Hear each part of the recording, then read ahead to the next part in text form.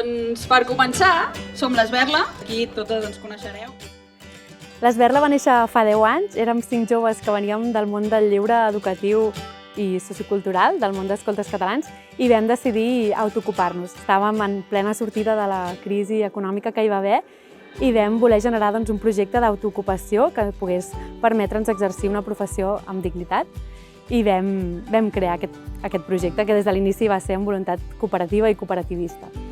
I el que volíem, i que encara continuem fent a dia d'avui, és esberlar el sistema educatiu, esberlar el sistema econòmic, generant alternatives reals, en el seu moment en el lleure, però també a l'economia. I aquí seguim, 10 anys després, esberlant, trencant pel punt més feble, allò que ens genera opressions i que ens genera dolors, malestars i incomoditats. L'Esberla és cooperativisme, és comunitat, és emprenedoria, és feminisme, és arrelament al territori i són iniciatives que són imprescindibles pel país.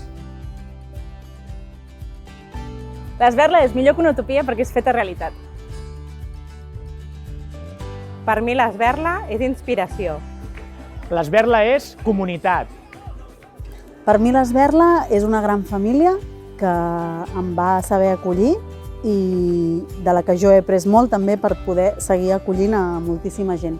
I 10 anys després, aquí seguim esberlant-nos i seguim esberlant les administracions públiques, les entitats, les empreses i diferents col·lectius que vulguin transformar-se a través de formacions sempre en perspectiva feminista i cooperativista, des de la consultoria i la diagnosi, també la facilitació i les formacions, i tots els reptes i canvis que ens depari aquest món els seguirem esberlant i seguirem posant les persones al centre perquè creiem en un món molt més just, curós cap a les persones i cap al planeta.